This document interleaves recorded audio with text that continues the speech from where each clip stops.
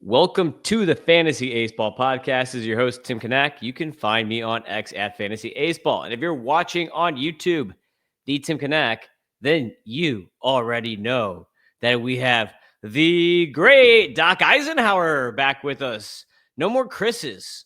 So many Chris's. I could not do another Chris. Doc, you're back. What's up? Oh man, it feels good. I'm just gonna crack a beer. It's getting hot out here. I mean, it's probably hot all year round where you are, but up in Virginia, I got freaking beer all over my computer screen. This is a good intro. This is like the Stone Cold. This is the practical side of the Stone Cold effect. It's like, oh man, I kind of got beer on me. Got beer on all the the wrestling keys, inside the ring keys. camera. But anyway, no, it feels good, man. It feels good. It's getting warmer out, but I'm pretty happy to be down here in this basement sipping a cold one. Behind the scenes of the Kanak life, my wife actually just bought me an Australian sheepskin thing for my truck, for my seat, because I have leather seats. I have leather seats in my truck, and I was like, oh my god, my ass is so hot. Like this is like the hot, because this is the hottest summer that it's been. I've been in Florida for like 15 years. This has to be the hottest summer that I've experienced. And I was just like, my ass is so hot because I have a black leather seat inside of my truck. So she bought me an Australian sheepskin thing that apparently the Aussies in the outback, that's what they're rolling with. So it was that, or it's Indian beads. And I was like, I think I'm definitely more of a mate. Yeah. An Indian taxi driver. Yes, absolutely. So I went Australian sheepskin. No, it's gonna be 100 degrees here, I think, next week. So, and by the way, summer has not technically started yet. It starts a few days. So, oh my god, I'm in Florida. We don't have seasons. It's rainy season and dry season. Rainy season started June 1st, and that will go until through November. Then it's dry season again. Those are my seasons. That is my life. So you can find Doc. I didn't even say where you can find you. You can find Doc hiding in a closet with, I don't know. I don't know where I was going with that. You can find him at Doc Eisenhower on the X. There's implications there. Yeah. I am in a basement office, sir. I ain't in no closet. Yeah, you've upgraded from Harry Potter under the stairs to basement life. There we go. I'm just jealous because I haven't had a basement in like 15 years since I lived in the Midwest. No basements. Florida, that's the downfall of Florida. There is no basement. We're completely missing that like aspect of a house. Attic space is useless. You're not going to use attic space. So no. In-person views, Doc. I saw Roniel Rodriguez for the first time. Cardinals catching prospect, made my top 100. And when I saw him, it was like the one bad game he's had this last week. He went 0 for 4. And let me show you. I'll put a little video up here that I got from behind home plate right here on the old X that I put on X. So you can actually check this out on X if you want to watch. But, oh, God. So you could check him out. He's kind of like a bigger dude. Like he definitely has a catcher's build. You can tell when you see him. I caught him 3 at-bats, and he struck out 2 and grounded out in the other one. But you can see definitely catcher's build, right? Hands back, big dude, kind of squat guy. But he's gotten into some massive power in his little short experience that we've gotten from him, especially in complex. And I'm going to show his stats now on the screen. And if you are watching on the YouTube, you'll see John PGH on the Twitter, John Anderson. You'll see his stuff. But he has not been getting into like as much velocity as maybe we were led to believe in complex ball based on his stellar start in complex ball. However, 24% line drive rate is pretty good. And he's also hitting a 41% fly ball rate, and he's pulling the ball 45% of the time, so a decent amount. But you can see this is the one game that I went to, 0 for 4, nothing. And he had a double the 2 games before that, and then 2 doubles the game after that. So hopefully he is not, I'm not his unlucky charm like I was with Josh Cross. There's another prospect that we're going to talk about too that actually made the T10. So I'm going to save him for later that I caught. But what do you think about Raniel Rodriguez? And, it's small sample sizes so far in A-ball. I'll probably see him again a number of times this year. But first look, not a good one for me. Yeah, he's a chunky boy. It says he's 5'10", 197. And looking for my eye test, at least 210 there. I mean, looks a little chunky. 5'10", not super tall, so it's possible, but yeah. But yeah, I mean, I agree. He does have that catcher build. I mean, durable behind the plate. 76.9% contact rate at A so far, which is a notable improvement from his complex numbers. And again, I'm not going to talk about DSL numbers. That's done. Those contact rates are always weird. But yeah, those are good numbers you want to see. Not a ton of power translating at A-ball yet, but it's only been 9 games. That's not really fair. He had 7 home runs in 20 games at complex. So you'd love to see that. Long road ahead of him. Small sample size. Love that he was taking walks at complex. We'll see if those can take back up in A-ball. Yeah, we might. This is the interesting thing is that even though he was in Jupiter for complex, the complex league ballpark faces a different direction. So it might actually be better for home runs, even though they're like this. The complex backfield is like right next to the stadium, but it's just facing a different direction. So it might actually be better for home runs because the outfield in the stadium itself is usually wind is blowing in. So we might actually see more doubles power at A-ball versus home run power at complex. And that might not be anything to do with the exit velocities or the way he's hitting the ball or the pitchers. That could simply be like a stadium effect. So just something to keep in the noggin for the future. As like I said, I'll probably see him a bunch of times because now he's up in A-ball and I'll probably catch him the whole rest of the year. So that's Raniel Rodriguez, and we will roll straight into the T10 now. T10, number 1, Doc. This is the most extra base hits in 1 week that anyone has had all season. So this T1 this week is like a special one because this is like a all-time banger basically so far this season. It is Jet Williams with the Mets, who, yes, is still playing shortstop and playing outfield this year. He's playing both positions. But this week he was 12 for 30 with 10 extra base hits, 2 bombs, 1 steal. And now on the season, and remember, he missed like basically the whole year last year, and he was going to be 20 years old at AA. So he's 21 right now at AA. He's still pretty young for the level, but he's hitting 296, 400, 526 with a 13.9% walk rate, 20.4% K rate, 28 extra base hits on the season for this short little Minnie Mouse. Dude, this is your small dude. This is like the midget. This should be like your number 1 guy right here. 28 extra base hits, 6 bombs, 18 steals for Jet Williams. I'm loving it, man. I think Jet Williams is back with a vengeance this year. What do you think about Jet? Like, should people be buying high on this? Because I think so. Like, I'm buying high on Jet Williams right now. Like, this is the thing is his value is still not where it should be. Like, this is like buy on this spike because it's just going to keep going up from here, I think.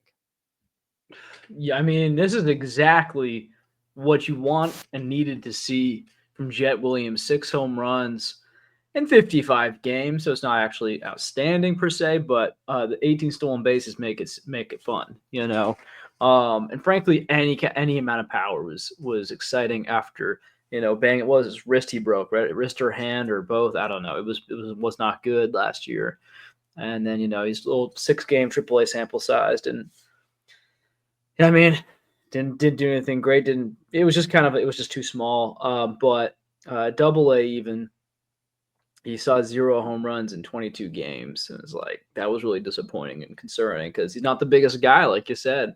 So it looked like maybe the power was a mirage after seeing 0 home runs again. Small sample size in 2023 at AA.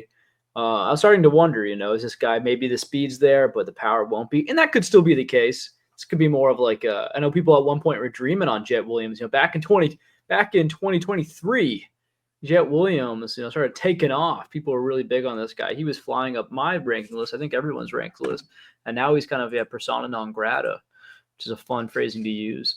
The back of the baseball card right now. It's looking pretty sharp. 6 home runs, 18 stolen bases, almost a 300 average, 400 OBP. Checking the boxes and the contact rates. That was kind of why I was jumping off last year. 273% contact rate for a guy with his weird profile to begin with. I was a little bit concerned, but as of right now, 78.8% at AA. Hard to believe he's 21 years old, huh? It feels like he should be 25 by now. Super post hype. Yeah, he's been around for a hot minute. Last year, you're right, it was broken wrist. So that's something to keep in mind. He didn't have any power last year, but a lot of that was probably because of said broken wrist. That's going to sap a lot of your power. You're coming back from that. You're trying to make some things happen, make the team like you, and you're, playing on a bum wrist. So he actually right now has a career best ISO this season with a 230 ISO. The best he's posted at I guess in 2023, he had a 268 ISO for but it's only 36 game sample size in high A, so you can't really count that. But 188 on the season. So to me, he's posting new power levels. And the contact rate, while 79% is solid enough, he has a really good plate approach. So that's going to kind of boost that, especially with his speed to boot. The main thing for me is swing the bat. 41% swing rate is good, but it could be better. If he's going to be a batting average darling for you, then he needs to swing the bat more. So my kind of thought process is long term, is he going to be more like a 260 hitter who gets on base at a decent clip and hits 15 bombs with 30 steals? Or is he going to be, if he gets the bat off the shoulder more, can he be a 280 hitter or 290 hitter that maybe doesn't walk as much? Maybe the walk rate goes down 4 or 5 points, and the Ks go up 3 or 4 points. But that hitter might be more interesting from a fantasy angle because he's going to be doing more damage. He's going to be swinging more. And guess what? You're not going to get many RBI or runs or whatever when you're not swinging the bat. You're going to take some walks, good for points leagues, but you're not going to do damage. So that is kind of where I'm at on what type of player is he going to evolve into in the future? You have anything else on Jet? Yeah, it could be an OBP asset either way. Yeah, for sure. Number 2, starting pitcher. This is a new one. Jack Perkins with the Athletics. And this is a close one. He's in AAA right now. So we've talked a decent amount about how the Athletics system is now all of a sudden good after being really crappy. This organization just has a lot of fun, interesting players. Jack Perkins in AAA this year. I'll talk about his week first. This week, 6 1/3 innings pitched, 12 Ks, 2 walks, 1.42 ERA, 0.63 WHIP, and on the season, 39 innings pitched, 29.3 K minus walk rate. And mind you, this is in the PCL, Doc. 14.3 swing strike rate, 29.4 CSW, 2.37 ERA, and 106 WHIP. Those are all very, very stellar numbers for a pitcher in the PCA. Or PCL, too much Pete Crow Armstrong in the PCL. But Jack Perkins, the Athletics rotation sucks, to put it bluntly. This is a dude who could actually come up this year and do something. I think JT Ginn just came back, but Gunnar Hoglund, I think, is out for a long time now. And this rotation is the worst part of the team. So Jack Perkins is a guy who could come up second half and do a lot. Interesting repertoire here. If you're looking on YouTube, you can see his arsenal. This guy throws 6 pitches. 3 of them are fastballs, but the slider is his number 1 pitch. He throws the slider 33% of the time. And this slider is insane. 26.5% swinging strike rate, Doc. This is why he's throwing it so much. And he lands it for a strike almost 60% of the time. 58.3% strike rate on that slider. It's his most accurate pitch. He throws it the most, and it gets the most swinging strikes. So this is a very, very dominant slider from Jack Perkins that we're seeing here. Besides that, though, he throws sinker, cutter, four-seamer. So that's it. His number 2, number 3, and number 4 pitch are sinker, four-seamer, cutter. So just 3 different fastballs. He throws the four-seamer and the sinker both almost 96. 95.9 average on the four-seamer, so that's pretty solid. 95.8 on the sinker. So this guy's got velo. It's not like there's non-velo here. The main thing is his command on those 3 pitches isn't great. The cutter is the best at 52% strike rate, but the other two, he's throwing at less than a 50% strike rate in the zone. But the sinker actually gets more swings and misses on it than either of those other two pitches, which is why it's his number 2 most thrown pitch. He also has a changeup and a curveball. He's only thrown the curveball 3 times this year. So, I mean, like, I don't think that really matters. But the changeup, he's thrown 23 times, 3.4% of the time. It actually is a solid changeup. I don't know why he doesn't throw more, because he's got a 13% swinging strike rate on it. It's decent. I mean, like, he just can't find the zone with it. It's a ball 74% of the time. So I guess he just doesn't know how to command it. But besides that, it actually does get some swing and misses. So interesting repertoire here for Jack Perkins, but that slider is insane. What do you think about Jack Perkins for, like, would you invest in him now? Like, would you invest in him in redraft? What do you think? Yeah, this is a guy who had heard some buzz around him. He's not available in any of my Fantrax leagues other than like my most shallow dynasty. Great baseball name, Jack Perkins. Just finding out he's from Indiana. Good old boy. And yeah, I mean, there's like not a lot to not like here other than his age, which he's 25. So he's born the day after Christmas, getting those birthday Christmas gifts all at once. Unlucky. No, he's just forgotten, yeah. man. Nobody thinks about his birthday. It's just a forgotten holiday. Yeah. So, I mean, I'm trying to, let's actually just hide partial rows for a second.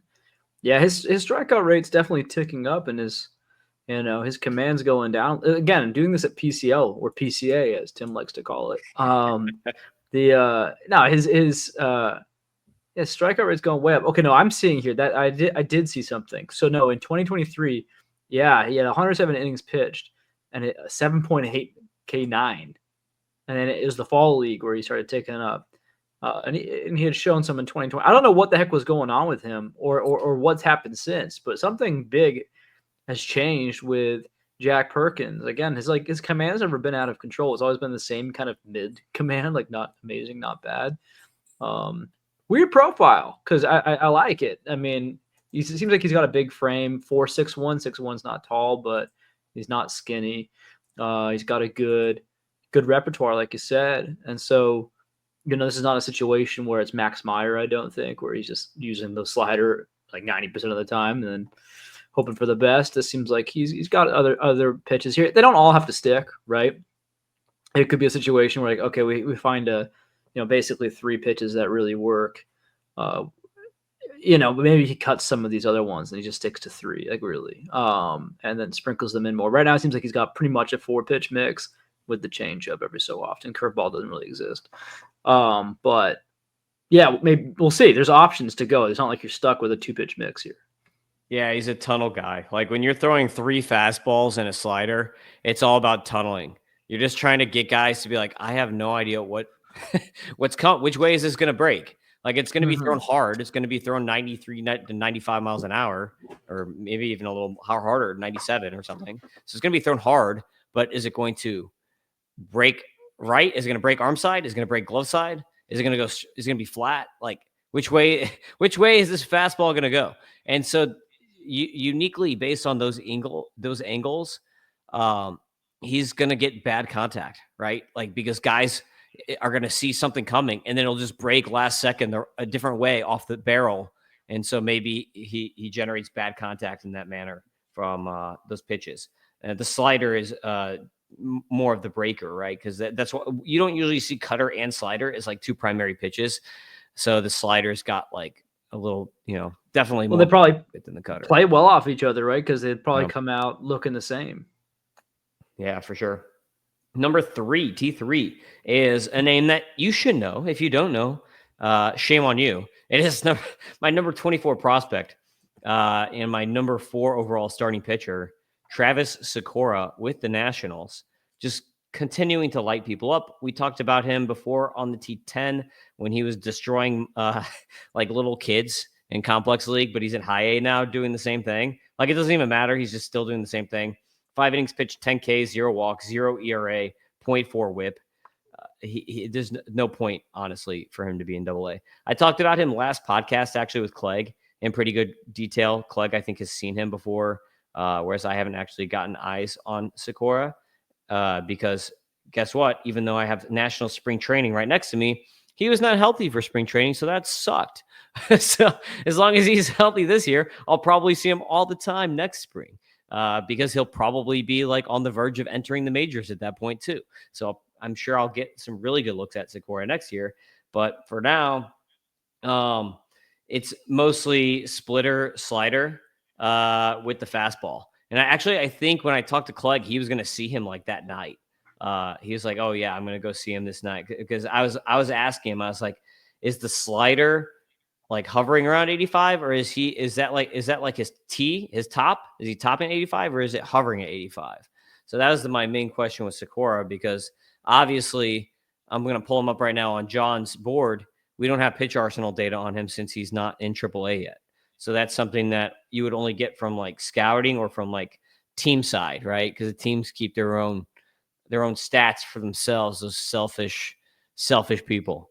What do you think, Doc? I know you're such a big Sakura guy. Like, would you put Sakura ahead of Chandler? Because we were talking pre-pod about some command concerns with Chandler right now. Would you be bumping Sakura ahead of Painter or Chandler at this point? Not past Painter, but I would put him past Chandler.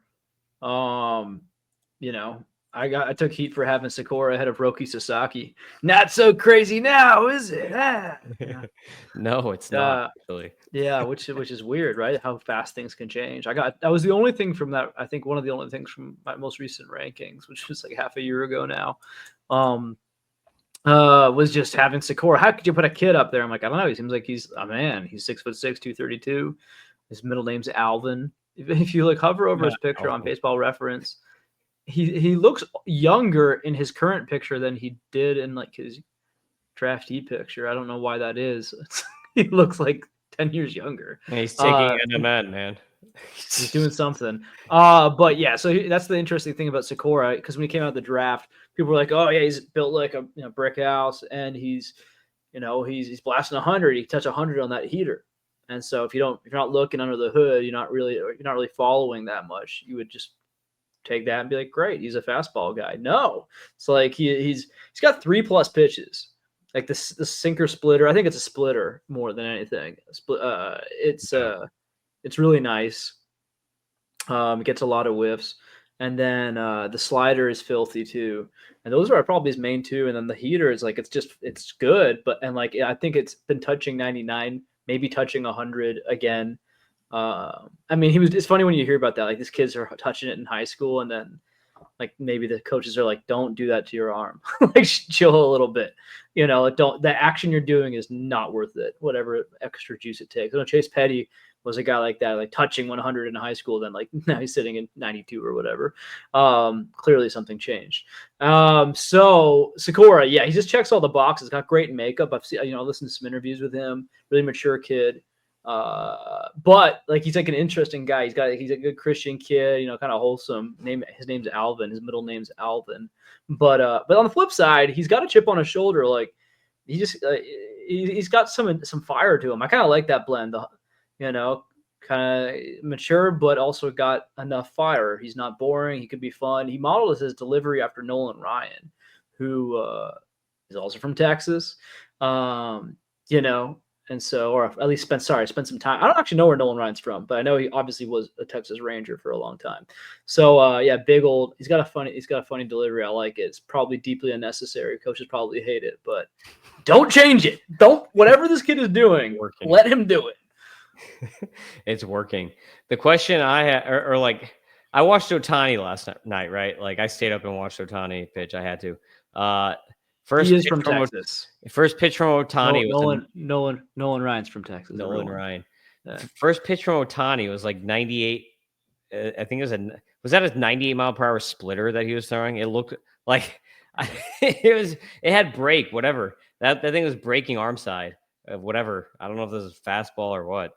Two seamer, 90 mile per two seamer. I don't know, but yeah, the splitter is just such a fun pitch right now. That's his like prime pitch, is the splitter. Like, I like splitters. I don't know. I think it was Nick Pollock was saying it was the year of the splitter. Probably true. Splitters are everywhere now. They're popular. All these Japanese guys brought them into the league, and they dominated. And so now everyone's bringing splitters in. Is the sweeper, now it's the splitter, breaking two different ways. So Sikori's got the slider and the sweeper. He's got them both. Number 4, T4, is a Doc guy. Third baseman, Brock Wilken. I just talked about how insane Jet Williams' week was with 10 extra base hits. Brock Wilken was close, man. 9 for 25 with 7 walks, mind you. And so not too shabby on the walks front either. 8 extra base hits and 3 home runs. So Brock Wilken getting the job done. Just constant power that we're seeing right now from Brock Wilken. 32 extra base hits on the season, Doc. Last year, and this is funny. Last year, Brock Wilken's line, 33 extra base hits, 17 bombs, 1 steal. Right now, on June 17th, Brock Wilken has 32 extra base hits, 17 homers, and 2 stolen bases. So, like, he's basically matched what he did last year already this year, except his walk rate is 7% higher. His K rate is 2% lower, and he's hitting about 25 points higher in the batting department. So, like, obviously, like, whatever vision issues or whatever he had last year, or like mental issues from getting beamed in the face, are gone because the power is all here. And I'm not even concerned about the low batting average. I think that's going to course correct. He's running low BABIPs, so I'm just really not concerned because he's a righty. Like, if he was a lefty, I'd probably be a little more concerned.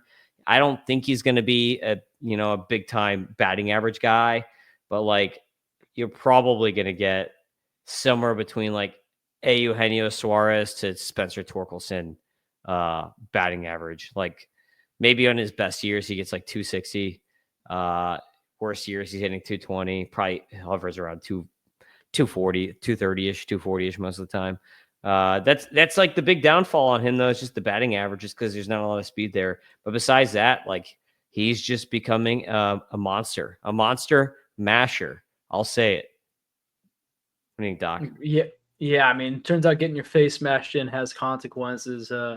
It's he's looking like everything I kind of hoped he'd be, right? Just like this on-base machine, mashing bombs straight up, right? And that's a huge difference. Like, it does matter. You don't want a low batting average, but this is like a Max Muncy profile, and that seems to be working for one of the best franchises in the sport. Peak Max Muncy is incredibly valuable. Yes, in batting average only leagues, that's a very different story. So that's something to keep in mind. Like, it'll be a big trade-off there. But if you're in a league that does OPS or OBP in any way, I got some leagues that are only OBP. Like guys like Schwarber, Muncy. Muncy's not like what he used to be, but Schwarber, and maybe if Wilken can get anywhere near Schwarber, and that is the upside. I think the contact numbers are fine. I'm not sure if he gets to Schwarber, but like, I'm not sure if there's 50 home runs in there just based on the lower his contact. I want to know what Schwarber's contact rates are. I think they're higher, but regardless, that kind of eye, that kind of patience, it's hard to teach. It's a guy who, because think about it psychologically, when you touch that baseball, it goes flying. I gotta imagine, I'm not that guy, but I'd imagine it's tempting not to swing. It's tempting to swing every single time, right? Actually, no, Schwarber's contact rates are kind of like that. I want to see his minor league, but anyway, so there you go. Like, if you get a Schwarber profile, that could be a lot of fun. And yeah, just having that ability to have that power, like Davison De Los Santos, good example of guy who like knows he's too well aware he has that power, and he's giving in, I guess, right? He's giving in every time, or his eye's just not as good, right? Wilken knows he can make home runs happen like crazy, but he's learning how to wait for his pitch. It's gonna be about finding that blend of not becoming passive, right? And maybe that was an issue in years past. It looks like right now, like if they keep him in the minors all year, which I hope they don't at this point, the 30 home runs is happening. Like, it's exciting, and I don't think the fantasy community is ready to trust him. I haven't really heard him, becoming buzzy lately, but realistically, this is a guy who's probably going to be a fixture in Milwaukee's lineup for years to come. Yeah, it's hilarious the tear he's been on since June 4th. June 4th, home run. June 5th is the only game he did not have an extra base hit. June 6th, double. June 7th, home run and double. June 8th, home run. June 10th, home run. June 11th, double. June 12th, 2 doubles. June 14th, 2 doubles. June 15th, home run. So, like, it's every single game except for June 5th, since June 4th, he's just mashed in. So he is on a tear right now, like a massive tear. Contact rate is up right now. I like Wilkin. He's basically doing Davison De Los Santos things with a lot more, like a lot more behind him. Like, well, way more, like a way lot more. more metrically is like safe. Mm-hmm. It's like, okay, way better contact rates, way better chase rates. He's just like doing it the right way. He's doing it with like a correct approach, where Davison De Los Santos was just kind of like lucking his way, or like aggressively just like smoking his way to like good numbers, which was not sustainable. What Wilkin is doing is totally sustainable. Yeah, I mean, just to finish it off, it's like teams in 2025 aren't going to care what your batting average is if your OBP is north of 350 and you're mashing bombs for them, right? In clutch moments of the game, especially. So, especially where he plays, he's big, right? So it's gonna be funny. What if there's a competition for time between Caleb Durbin and Brock Wilkin, two of my guys with the opposite profiles? Durbin's hitting again, so hopefully they'll find a spot for him, but probably long term. I mean, we'll see what happens, but Wilkins got that profile where it's completely like that's what it's about. It's the money ball line, right? What's it about? What's it do? He gets on base. That's right. Just watch out, Caleb Durbin. Don't run into Wilson Contreras. Number 5, starting pitcher Jackson. That was Wilson's fault, dude. Wilson's not that good at first base. Totally, but I'm a Cardinals fan, so I'm gonna, I'm on Wilson's side on this one. But totally was his fault. Number 5, starting pitcher Jackson Wiggins with the Cubs. This is actually a guy that I got a lot of feedback on when I released my top 150. Like, where is Jackson Wiggins? He's got a lot of fire right now. You don't even have him in the top 150. Part of that is maybe I subliminally overlooked him as he's a Cub, but most likely it's because he's just a really big fastball guy, and he's had poor command in the past, and I don't necessarily trust that. Like, I look at his profile, and it just reminds me of Brandon Sprout. So like that's kind of why. That's why I'm like wait and see on Jackson Wiggins. But anyway, this last week, 10 2/3 innings and 2 starts, 17 strikeouts, 3 walks, 0.84 ERA, 0.66 WHIP on the season. Mr. Wiggins has 56 1/3 innings pitched, 21 K minus walks, 17.5 swinging strike rate is insane. It's 32.2 CSW, 192 ERA, and 0.96 WHIP, and that is at high A and the AA level. I'm going to pull him up so you can see his stats. Obviously, we do not have Arsenal data. However, his arsenal is a big flat fastball that's high 90s. The fastball can top out at 100. It's got ride, so it's a really, really good fastball. Slider is here and there. Sometimes it's good, sometimes it's not. And I feel like that's what he's going to live and die by, because you can't run with one pitch. He also has a changeup, which is like meh. It's like below average changeup. So basically he's like a 70 grade fastball with like a 55 slider. Chris Blessing hates that because Chris Blessing said never hedge and go 50 or 60, never do 55s. But it's in between right now. So Blessing, whatever. And then he's got a changeup that's kind of ma. So it's like, okay, if the slider's on, he's going to be good. If the slider's not on, he's not going to be good.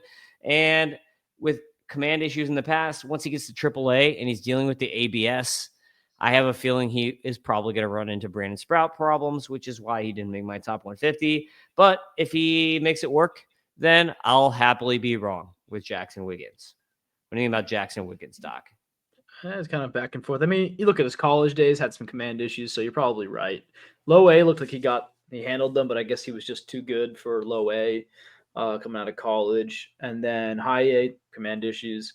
Then this year, high A, like somewhat command issues, not as bad, and then really doing a lot better in double A. So maybe, it's, you never know, right? Sometimes these guys can make these tweaks. Like look at Jack Perkins, he went from 7 strikeouts per 9 to 4, literally doubled his Ks per 9, which is insane. Still just 23 years old, Southern boy, 6'6", 225, love the frame. Yeah, man. I mean, I remember he was kind of buzzy back when he was drafted, and I guess he kind of disappeared for a little while in terms of his value. Maybe it's because he didn't end the year too hot at a high A, 4.55 ERA. But this year, looking hot. And I've heard him been talked about pretty highly by some folks over at Prospects Live. So where I do some of my business and my Sunday smokes. So yeah, man, we'll see what happens. But he's got a good start. I want to see a deeper pitch mix, or maybe we're looking at a reliever. Yeah, that's the risk. 2024, he had a higher walk rate than his K minus walk rate, 14.2% walk rate and only a 13.8% K minus walk rate. So you can strike a bunch of dudes out, but if you're walking guys, that's going to be a problem. So, like, I don't know. I just worry about like potential Joe Boyle, like I said, like Brandon Sprout, AAA issues. I don't know. That's just my worry with him. But besides that, really, really good week. And like you said, he's been very good of late since he's been in AA. Number 14 in my prospect rankings. I thought it was going to be so high on him, dude, bringing him to 14. And then, like, now all these other prospect rankings are coming out, and everyone's like, Connor Griffin's number 6 or number 7. I'm like, well, there goes that. I thought I was going to be, at 14 was going to be high, but I guess not. Connor Griffin this week, he got promoted to high A, and he's only gotten better.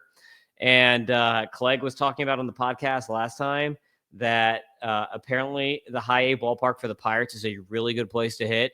And before that, in A-ball, he was in Florida, which Florida is not a good place to hit because you're at sea level and it's hot as balls. And it depends on how much wind you have in the stadiums and which ways the wind is blowing on if it's going to be a good place to hit or not.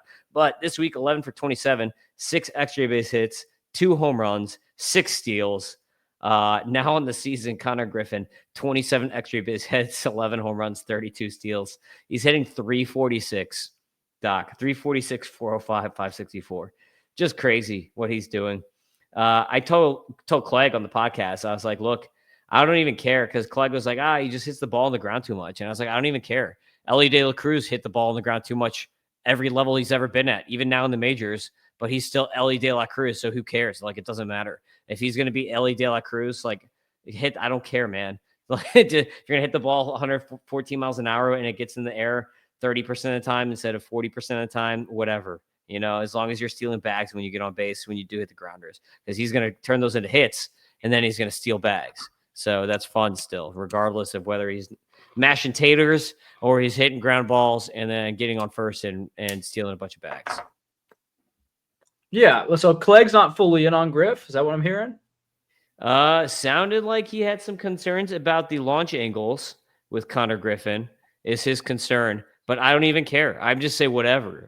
And just let him be. Like, just let him mash. And if he hits up, you know what? He's fast enough that when he hits it on the ground, he's going to run some of those out to get on base and then steal bags. I'll take the stolen bases. Yeah, kid's a stud. It's kind of not fun to talk about him as much anymore because everyone's in on him. But hey, we sure picked a good time to get his dad on the podcast. And wasn't as much of his stock has gone up so much since FYPD season, but even since the beginning of this season, in one league, Ross Jensen's home league, I got offered. This has to be like the best. It might end up being, depending on how things turn out. If he is the next Bobby Witt, this might turn out to be the best gift trade I've ever received. Yarlin Susanna, I give up for 1-for-1 Connor Griffin. What? Yeah, that happened. What? And this is a league where like pitchers are devalued. I don't even remember who it was, but thank you, sweet baby Jesus. You love me. You really love me. So yeah, very excited about that kid's future. Good luck. You're not going to be able to trade for him right now in fantasy leagues. Like, you just can't. I've heard Walcott 1-for-1. People aren't doing it anymore. They got the shiny new toy. He'll probably struggle at some point. He's raw. He's a kid. He's in the Pirate system. I think he's a freak athlete, so he's going to be able to overcome a lot. He's probably, again, like, this is not a foolproof profile in terms of, like, he's not Wyatt Langford coming in ultra polished, but he's, talking to his father. Of course, the father's going to have nice things to say, but just interesting. Like, honestly, it was the story at the very end of the podcast where he was in a go-karting accident where he almost lost his eye. something happened where I gotta freaking rewatch my own episode. Something like kind of like he crashed and something like jammed right here or something like that. They said the doctor said that if it was just a little over, he wouldn't have had to die. And when Connor came to, the first thing he asked his dad was if he was going to be able to play baseball that week. And I'm like, that's how you knew, that's how you knew. So yeah, those are the little things. Obviously, 11 home runs on the year, 2 in 6 games, 6 stolen bases in 6 games. I like that. Like he seems like he was a little bit reckless at Aceball with stolen bases, like caught 4 times. I mean, out of 26, that's out of 30 attempts, only 4. That's actually acceptable, but 6 stolen bases to 1 caught stealing. I guess maybe that's the same thing, but that's fine. Again, like a good rate so far in high A. Then that what you really love to see is the 86% contact rate at high A. The contact rate went up. Yeah. If that stays above 80, he's a superstar. Yeah, it went up at high A. That's insane. See, this is what Clegg's worried about. If you're watching on YouTube, you can see what I'm doing right now. But you can see that he had most of his batted balls. He just turned 19. Yeah, but most of his batted balls, his launch angle is 0. So like this is the most of his batted balls. He's had 20 batted balls at a 0-degree launch angle.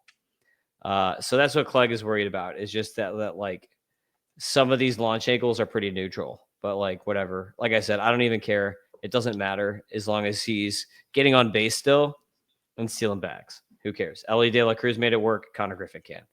Number 7, outfielder Zach Earhart with the Red Sox.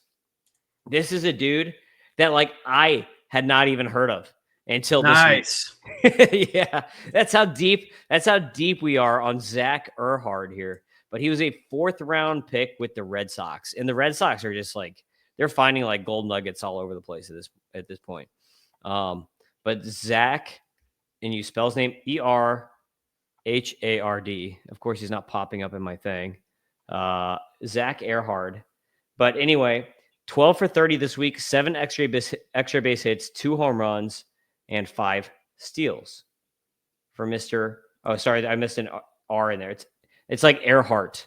Zach EHR hard. EHR hard. There he is. Zach Earhart. There we go. It's like Amelia. I think isn't that how Amelia Earhart? I think Amelia had a T in there, but we'll let it slide. Yeah, whatever. I don't know. I know there's some random letter in there. I can never spell her name right. But anyway, Mr. Zach here, 4th rounder, already in AA for the Red Sox. So he was a college guy last year, already in AA. So they're pushing him hard. And on the season, he's actually putting up a pretty good season too. 301, 411, 472 slash, 14.3% walk rate, 17.7% K rate, with 23 extra base hits, 5 home runs, 16 stolen bases. So he has a decent amount of extra base hits here. Like, I don't think this is a power guy, but he sneakily has a very good plate approach with good doubles power and speed. And he's getting moved hard and fast by the Red Sox. Now, the Red Sox have a huge logjam at AA, so who knows, like, what's going to happen if he actually, like, gets up there. They still have Yastinson Garcia, too, in the outfield, who maybe moves off to – maybe he can learn first base, right? If Devers won't let Christian Campbell learn first base, maybe Yastinson Garcia can learn to play first base.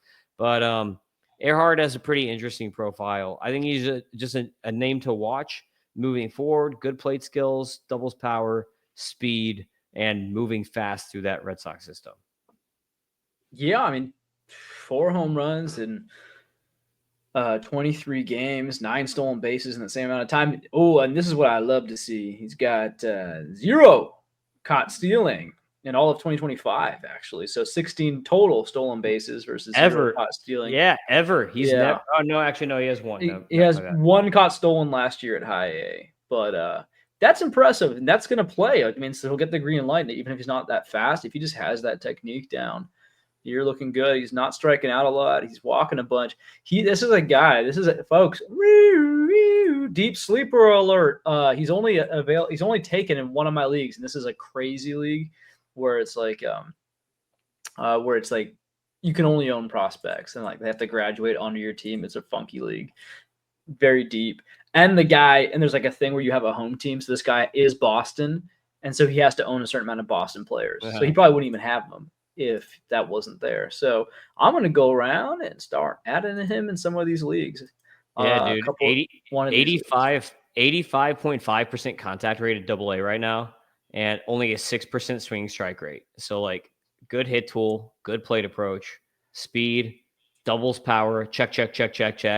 Maybe I don't know what his EVs are because I don't have that data. So maybe he's not a home run guy, but I don't know if it really matters if he's going to hit 15 bombs with 30-ish doubles and have good plate approach and contact.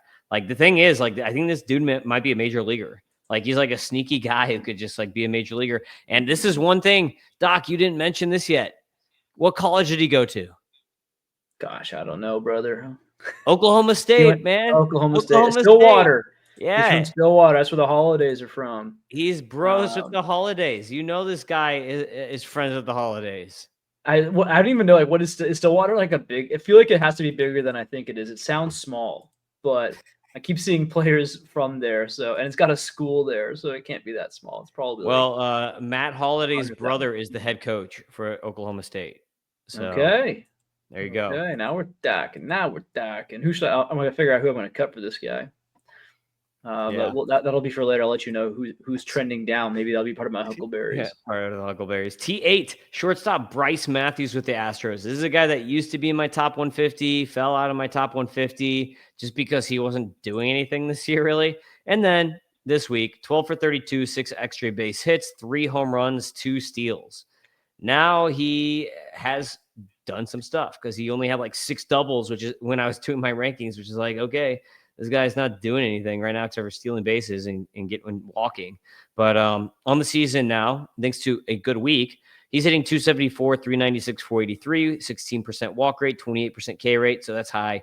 20 extra base hits, 9 bombs, 19 steals. So classic Astros prospect here. He's got power. He's got speed, but he also strikes out a ton. So that's Bryce Matthews for you. Good thing is that he is in the middle infield. So he probably will play like third base or second base or something for the Astros at some point. I think I heard somewhere that the Astros see Bryce Matthews as their second baseman of the future, which is why they pulled Altuve to the outfield. So, there's a spot that's made for him. They like him, and he has good contact rates. I just don't understand. I really don't understand why he strikes out so much because he is a good contact rate guy. He's got bad contact rate. Last year he had a 67% contact rate. This year. It's terrible this year. What it was last year, it was like 80 something, I think, wasn't he? So yeah, I see what you saw. He had a good zone last year, which was 87, 77.8 normal contact, which is fine. That's a good year, but yeah, 67 and 75 right now. 75 zone is down to 75, and this is more like what he's been doing. So there was like a moment there where he was underrated. And I'm like, oh, this guy's freaky. He's got all these tools. This is great. Why is no one talking about him? And then I started realizing maybe he's more volatile than I thought. So takes a walk, which will help him. He must be pretty good on defense because what do we have here? What's he playing this year? Doing some DHing this year. That's interesting.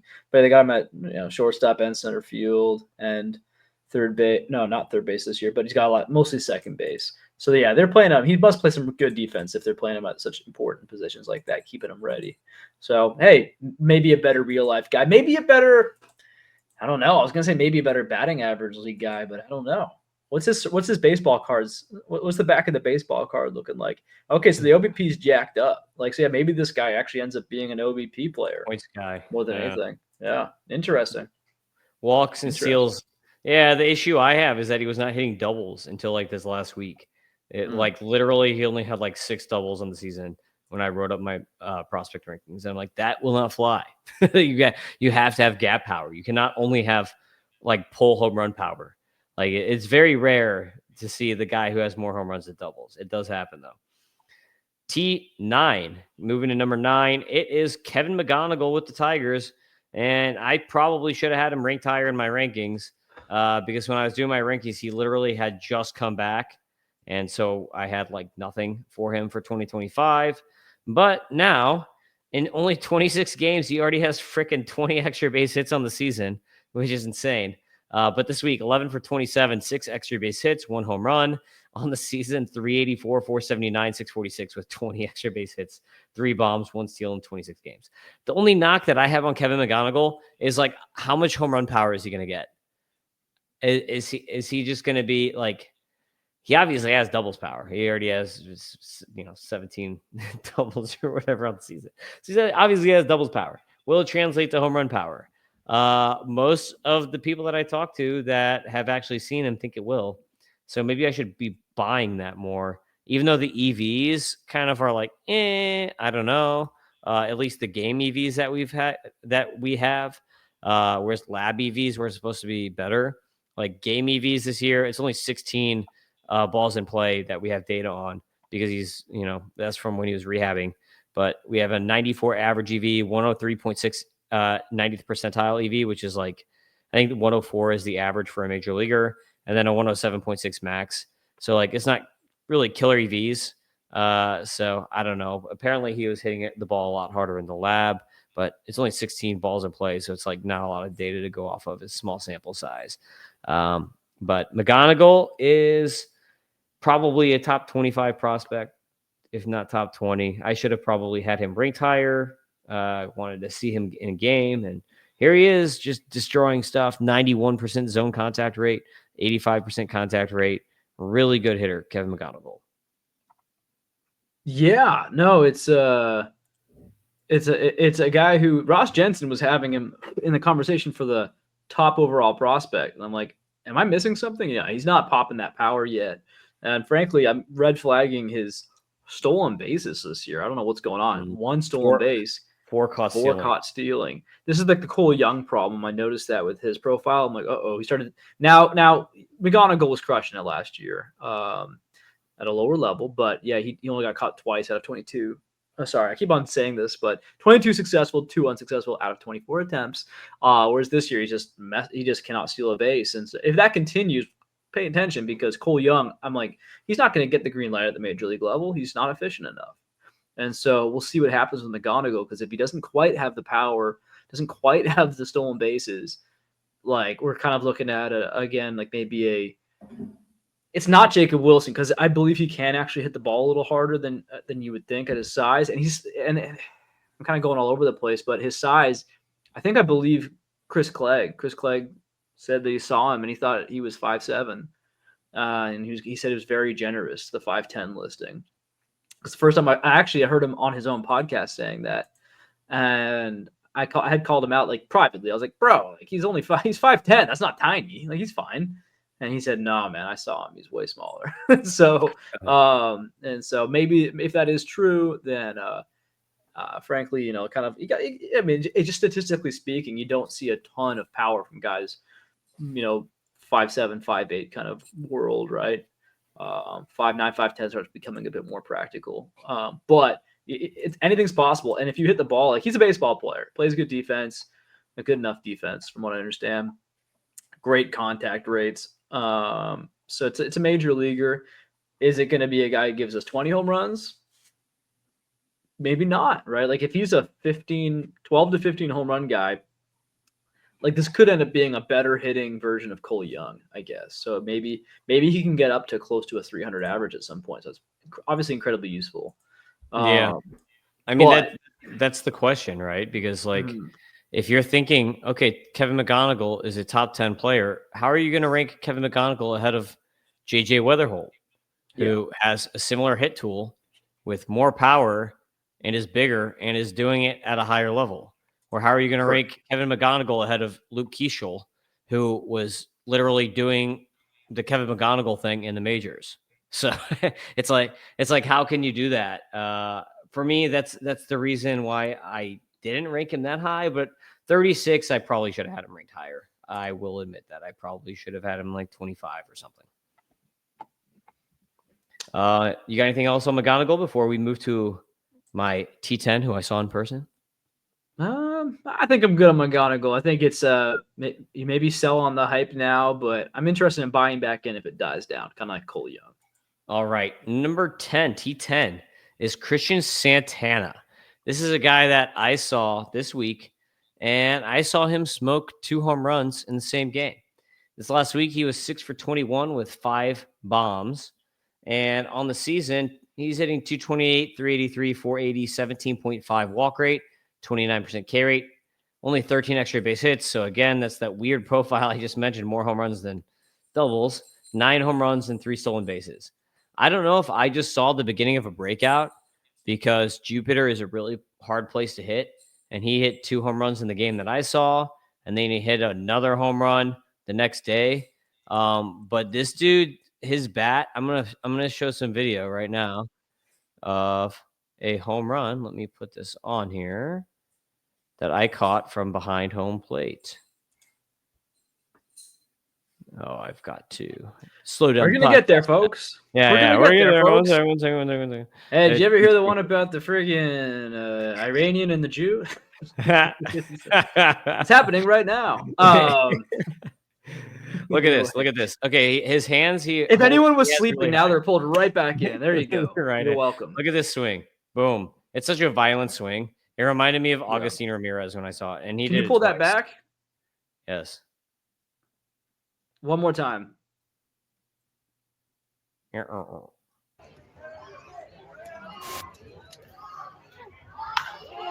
nice. Man. Yeah, everyone. Yeah, you love hearing the pop. You love hearing the back crack. Yeah, he has such a violent swing. Like when I saw that, it just completely reminded me of Agustin Ramirez, who I also saw. But Christian Santana used to play shortstop. Now he's at first base. He's 21 years old, and I think he's been at Aceball for like 3 years in a row. So this may just be like the beginning of the Christian Santana breakout because he was hitting third, and I'll tell you, he hits the ball hard. Like that, he really hit the crap out of that ball. So let me pull him up here because we will have exit data velocity on him since he is in Florida League. Only 107 max. That's hard to believe, but 24% line drive rate, 9.3% barrel. Based on the way how violently he hit the ball, that's hard to believe. But look at these launch angles. These are stellar launch angles here. 24 average launch angle. So dude is definitely he's hitting the ball high in the air. So that is Christian Santana. Let me share his other thing here. Doc, you got anything on Mr. Christian Santana? I mean, not really. Not a guy who's super on my radar. I don't know much about him, but looks like he's coming along. He's 21 now. And so this is when you can just really start, from the low key DSL guys, you might start seeing some polish start to show up. I don't really, he's still hovering around 30% K rates, which is not great. But that's more acceptable when you have a 17% walk rate. And so that's fantastic to see. He's kind of Brock Wilken-y kind of profile going on right now. So 9 home runs in 39 games. Yeah, man. Yeah, this is hilarious. His measurements here are 5'11", 165. I know what I just saw, and I did not see a guy who had 165. Yeah. 74% contact rate now. That is up from last year, so you like to see that. Like those just some little improvements. Again, DSL guys, by and large, it's like it's a project. It takes time. So yeah, someone to file away. Probably not imminent. I'm curious just because Santana as a last name in MLB, is a little bit like a John Smith. Like it's almost like Smith as a last name. Let's go ahead and check that out. Christian Santana, and this is good to know for people. Like is he available in your league? Like when you should be paying attention? So 2% rostered. Yeah, so he's only rostered in my that super deep prospect league. So again, this could be a guy who I'm going to go ahead and inspect in some deeper leagues right now before he pops off. So this is one of those deep league guys. Maybe he figures it out. Maybe he doesn't, but he's on the right track right now. For this kind of cost, I'm interested. Yeah, 6 home runs since June 6th. Yeah, it's free.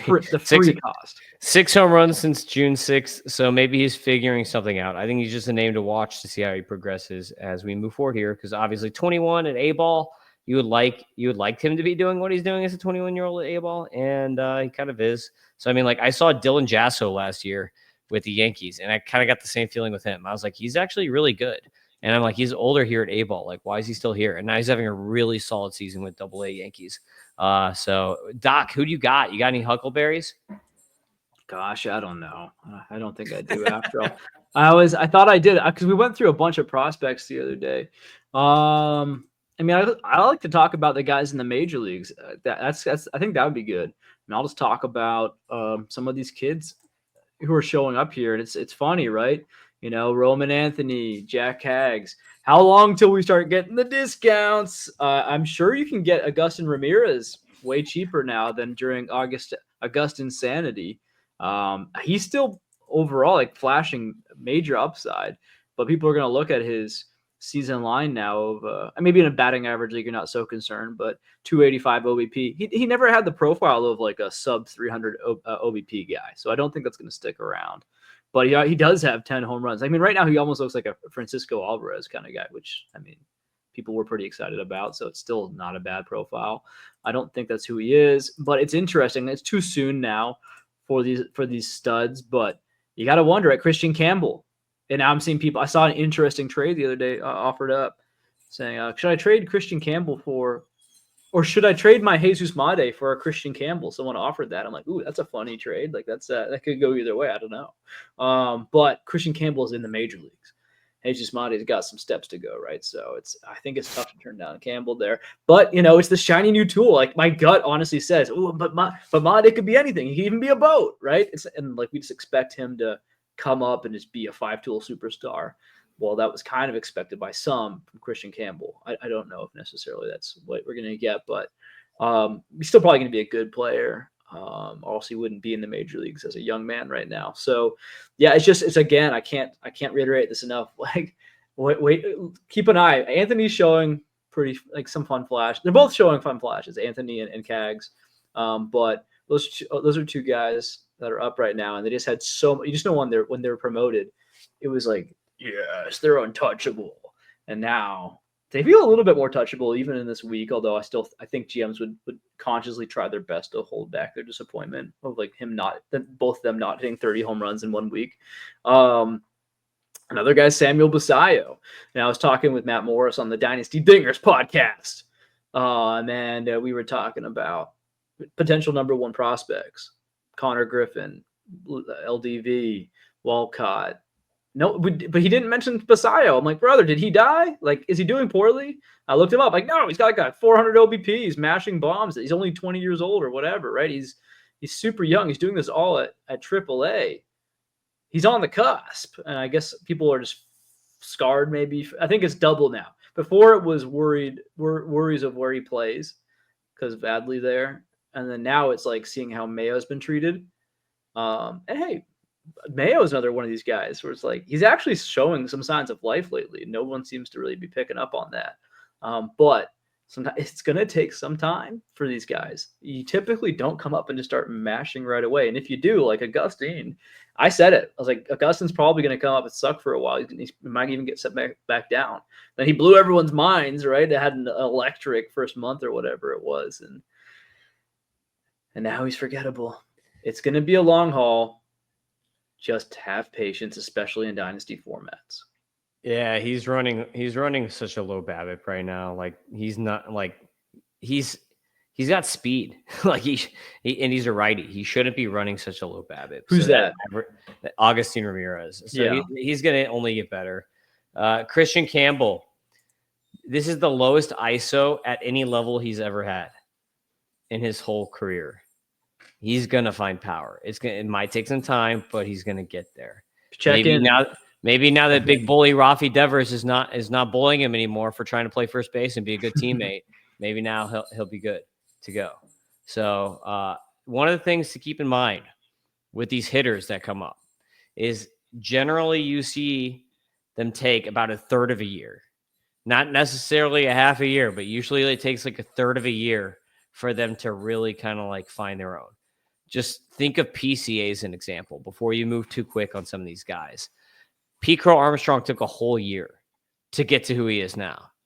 We saw him in the minors. We all liked him in the minors. He comes and struggles for an entire year, his whole rookie year. Now look at him. So that's just part of the game. If you sell too quick, you may miss on that. So I agree. You got anything else, Doc, before we tune out here? No, I gotta go sleep. I'm exhausted, man. Holy cow. Yeah, but I think we did well. It was a fun episode.